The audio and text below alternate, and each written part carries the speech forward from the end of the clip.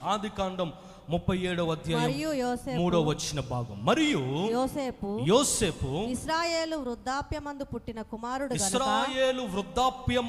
పుట్టిన కుమారుడు గనుక తన కుమారులందరికంటే ఎక్కువగా అతన్ని ప్రేమించి ఎక్కువగా ఏం చేశాడట యాకోబు? యోసేపును ప్రేమించి అతని కొరకు విచిత్రమైన నిలువుటంగి కుట్టించెను. నిలువటంగి అంటే ఒక మాటలో మీకు అర్థమయ్యే విధంగా చెప్పాలంటే ఒక ఫైజం లాంటిది, ఒక లాల్షీ లాంటిది. ఇక్కడి నుంచి కింద భాగం వరకు ఒకే టంగి ఉంటుంది. నిలువటంగి అని పిలుస్తారు దాన్ని. యాకోబు వృద్ధాప్యమందు యోసేపు పుట్టాడని చెప్పి తన కుమారునికి అవుట్ ఆఫ్ హిజ్ లవ్, నా కుమారుని పట్ల ప్రేమ ఎలా అయినా వ్యక్తపరచాలని ఆలోచనతో ఏం చేశాడు తెలుసా? వృద్ధాప్యమందు పుట్టాడు కదా, ఎక్కువగా ప్రేమిస్తున్నాడు.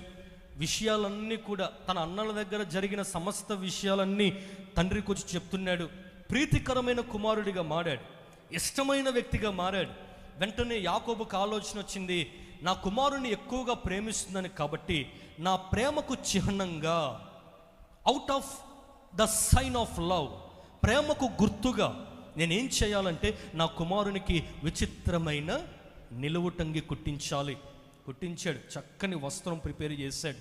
వస్త్రాన్ని తీసుకెళ్ళి యోసేపు దగ్గర ఇచ్చి, బాబు యోసేపు, అవుట్ ఆఫ్ మై లవ్, నా ప్రేమకు చిహ్నంగా నేనేమిస్తున్నాను, నీకు వస్త్రాన్ని ఇస్తూ ఉన్నాను.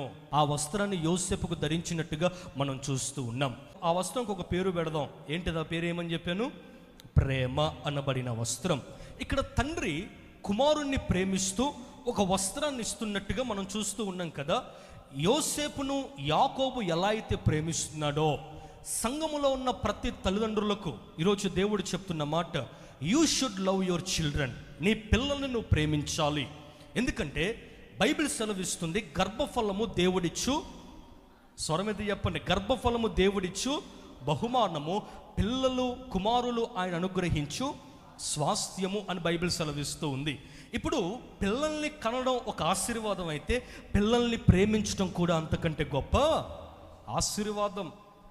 దేవుడు మాట్లాడుతూ అంటున్న మాట ఇక్కడ, ఇశ్రాయేలు అనబడిన యాకోబు తన కుమారుణ్ణి ప్రేమించి ఎలా అయితే ఒక విచిత్రమైన నిలువు టంగి వస్త్రాన్ని ఎలా అయితే కుట్టించాడో, అదే విధముగా, అదే విధానములో చెప్పండి, మనం కూడా ఏం చేయాలంటే మన పిల్లల్ని ప్రేమించాలి. మన సంతానాన్ని మనం ప్రేమించే వరంగా ఉండాలి. దేవుడు నిన్ను ప్రేమించి చక్కని కుమారున్నో కుమార్తెనో ఇచ్చాడు. ఇప్పుడు ప్రేమిస్తున్నావా? వాళ్ళని కేర్ చేస్తున్నావా? వాళ్ళ బాగోగులు చూసుకుంటున్నావా? కొంతమంది తల్లిదండ్రులు పిల్లల్ని పట్టించుకోరు. బిజినెస్ మీద ఉన్నంత ఇంట్రెస్ట్, ఉద్యోగం మీద ఉన్నంత ఇంట్రెస్ట్, వ్యాపారం మీద ఉన్నంత ఇంట్రెస్ట్, ఏమండి పని మీద ఉన్నంత ఇంట్రెస్ట్ పిల్లల మీద ఉండదు. ఏమండి మీ పిల్లల పరిస్థితి ఏందండి అంటే, అలా ఉండిపోతారులే. వాళ్ళు ఏం తింటున్నారండి అంటే, వాళ్ళు ఏదో ఒకటి తినేస్తారులే. వాళ్ళు ఏం వేసుకుంటున్నారంటే, వాళ్ళు ఏదో ఒకటి కట్టుకుంటారులే అన్నట్టుగా పిల్లల్ని కేర్ చేయకుండా ప్రక్కకు పెట్టేసే వాళ్ళు చాలామంది కనబడుతూ ఉంటారు. చూడండి, తండ్రి ఎంత గొప్పవాడు, ఎంతో ఉన్నతమైన ఆలోచన యోసేపు పట్ల కలిగి ఉన్నాడు. యోసేపుని ఎంతలా ప్రేమిస్తున్నాడో ఆలోచన చేయండి. తన కొరకు ఒక చక్కని వస్త్రాన్ని కుట్టిస్తున్నట్టుగా ప్రతి తల్లిదండ్రులు కూడా పిల్లల్ని ఏం చేయాలి? ప్రేమించాలి. ప్రేమించే తల్లిదండ్రులుగా ఉండాలి. కొన్ని కుటుంబాల్లో చైల్డ్ డిస్క్రిమినేషన్ ఎక్కువైపోతుంది. చాలా జాగ్రత్తగా ఈ మాటలో వినాలి. చైల్డ్ డిస్క్రిమినేషన్ అంటే అర్థం ఏంటో తెలుసా? ఆడపిల్లని ఎక్కువగా ప్రేమించి మగపిల్లల్ని ఏం చేస్తారు? తక్కువగా ప్రేమిస్తారు. కొన్ని కుటుంబాల్లో మగపిల్లల్ని ఎక్కువగా ప్రేమించి ఆడపిల్లల్ని ఏం చేస్తారు చెప్పండి? తక్కువగా ప్రేమిస్తూ ఉంటారు. దీన్ని ఏమంటారంటే చైల్డ్ డిస్క్రిమినేషన్. చైల్డ్ డిస్క్రిమినేషన్ అంటే పిల్లల మధ్య భేదాభిప్రాయాలు కలగచేయటం. దీన్నే నీకు ఇచ్చిన సంతానం ఎవరైనా, దేవుడు నిన్ను ప్రేమించి ఆడబిడ్డనిచ్చినా మగబిడ్డనిచ్చినా సమానత్వంగా వారిని ప్రేమించవలసిన బాధ్యత నీ భుజాల మీద దేవుడు పెట్టాడు.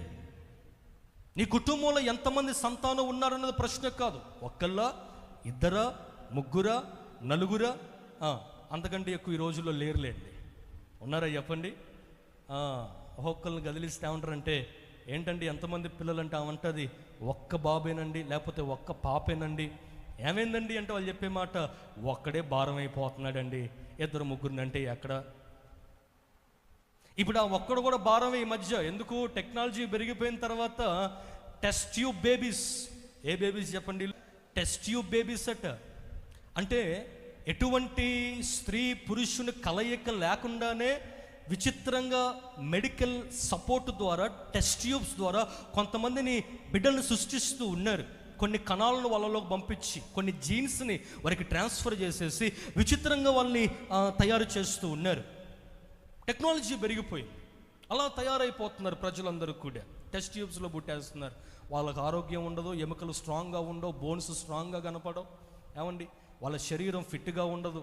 తర్వాత ఏదో ఒక రకమైన అనారోగ్యాలు రావటం, ఇబ్బందులు పాలైపోవటం. దేవుడు మాట్లాడుతుంటున్నాడు, ఎంతమంది సంతానం నీ కుటుంబంలో ఉన్నా వారిని సమానంగా ప్రేమించి వారి బాగోగులు చూస్తూ, నా పిల్లలు ఏం తింటున్నారు, నా పిల్లలు ఏమి కట్టుకుంటున్నారు, ప్రోగ్రెస్ రిపోర్ట్ ఎలా వస్తుంది, స్కూల్లో మార్క్స్ ఎలా వస్తున్నాయి, వాళ్ళ కాలేజ్ పరిస్థితులు ఏంటి, ఫోన్లో ఉంటున్నారా లేకపోతే బుక్స్ మీద టైం గడుపుతున్నారా, ప్రార్థన చేస్తున్నారా లేదా, వాక్యం చదువుకుంటున్నారా లేదా అని కనీస ఇంటరాగేషన్ పిల్లల మీద చేయకుండా ఇష్టానుసారంగా పిల్లల్ని వదిలేసే వాళ్ళు చాలామంది కనబడుతూ ఉన్నారు. దేవుడు మాట్లాడుతుంటున్నాడు, నీకు ఇచ్చిన సంతానాన్ని నువ్వు ప్రేమించాలి.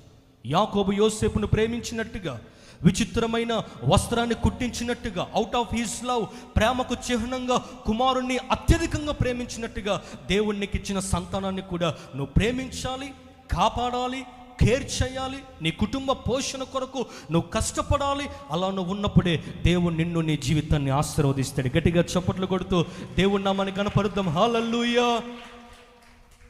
ఈ రోజుల్లో చాలామంది పిల్లలు బజారు పాలవుతూ ఉన్నారు.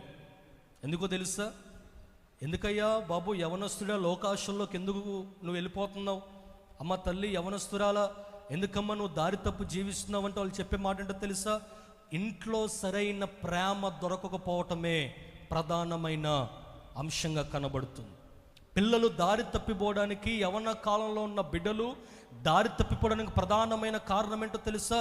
తండ్రి ప్రేమేంటో వాళ్ళకి తెలియని పరిస్థితి, తల్లి ప్రేమేంటో తెలియని పరిస్థితి. ఒక్కొక్కరు మాట్లాడుతూ ఉంటారు, ఏమండి కనీసం మా డాడీ పక్కన కూర్చొని, బాబో నేను నీకున్నానురా, నువ్వెందుకురా బాధపడుతున్నావు, నేను నీకు సహాయం చేస్తున్నాను కదా, ఎవరి సపోర్ట్ ఉన్నా లేకపోయినా నా సపోర్ట్ నీకు ఉంటుంది అని చెప్పే ఆ చిన్న మూమెంట్ కూడా లేదట కొంతమంది తల్లిదండ్రుల్లో ప్రవర్తిస్తూ ఉన్నారు.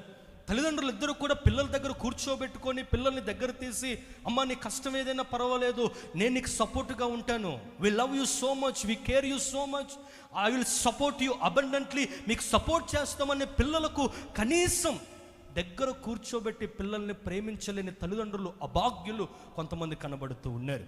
ఎందుకు వారు దారి తప్పి ఎవరో రోడ్డును పోయిన వారికి తమ జీవితాలు సమర్పిస్తున్నారంటే ఇంట్లో సరైన ప్రేమ దొరకపోవటం వల్ల జీవితాలు దారుని మీద పడేసుకుంటూ ఉన్నారు. చాలా జాగ్రత్త, చాలా జాగ్రత్త. నీకు ఇచ్చిన సంతానాన్ని నువ్వు ప్రేమించాలి, వారి బాగోగులను చూడాలి, వారి కష్ట సుఖాలను పట్టించుకోవాలి. పిల్లలు అనారోగ్యంగా ఉన్నప్పుడు వారిని కేర్ చేయటం, వాళ్ళకి ఏదైనా లేదు అని చెప్పినప్పుడు నీ సాయశక్తులు ఉన్నంత వరకు వారి కోసం ఏదైనా సంపాదించి పెట్టడం. బైబిల్లో బహు చక్కని మాట రాస్తాడు, తల్లిదండ్రులే కదా పిల్లలకు ఆస్తిని సమకూర్చేది అనే మాట. పిల్లలకు ఆస్తి సమకూర్చేది ఎవరట? స్వరం ఎత్తండమ్మ వెనుకున్నవారు. పిల్లలకు ఆస్తి సమకూర్చేది ఎవరట? తల్లిదండ్రులే కదా అనే మాట. ఎస్, తల్లిదండ్రులే పిల్లలకు సమస్తం సమకూర్చాలి. ఇంకోటి, నువ్వు ఎప్పుడైతే నీ పిల్లలకు ప్రేమను పంచుతావో వృద్ధాప్యంలోకి నువ్వు వెళ్ళిన తర్వాత అదే ప్రేమ నీ పిల్లలు నీ మీద చూపించడం ప్రారంభిస్తారు. గట్టిగా చప్పట్లు కొడుతూ ప్రభు నామని గణపరుద్దాం. హల్లెలూయా. వృద్ధాప్యానికి వచ్చిన తర్వాత ఏ ప్రేమ అయితే చిన్నతనంలో పిల్లలకు నువ్వు పంచావో అదే ప్రేమ వృద్ధాప్యంలో నీకు నీ పిల్లలు చూపిస్తారు. ఇప్పుడు నువ్వు ప్రేమను వారికి పంచకపోతే వృద్ధాప్యం నువ్వు వచ్చిన తర్వాత ఆ ప్రేమ నువ్వు పొందుకోలేవు. ఎందుకు? బైబిల్ సెలవిస్తుంది, ఏది విత్తుతావో నువ్వు దాన్ని ఖచ్చితంగా కోస్తావు. Whatever you sow you will reap.